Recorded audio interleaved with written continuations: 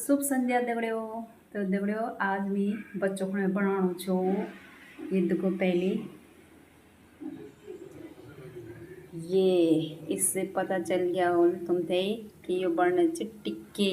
तो ये मैं आलू धरिया छिन तेल में और ये मैं तैयारी करी छ या ग्रीन चटनी और दही और ये इमली की खट्टी मीठी चटनी। और ये देखो यार आलू का पेस्ट बनाए दरिया और ये हम यार तलना खाना दरिया छे।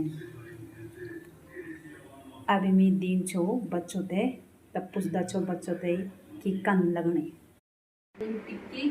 और अब मैं तैयारी करना छो बच्चों ते दिया और ये देखो पहले ये दरिया में टिक्की और अब मैं मत लगाना छो पहले हरी चटनी और ये दही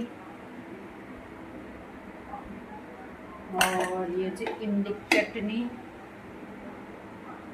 और अगर आप प्याज भी खा सकते हो तो ये देखो पहले प्याज। तो ये देखो दगड़ियों आणु ना आप अपनी चमड़ी पानी तो चलो बचत देना चाहो। ये देखो पहले हमारे 3 शेर बैठ गिन खा है टिक्की। तो बताओ कौन लगे कैसा लग रहा है टिक्की? अच्छा है ना? तो चलो।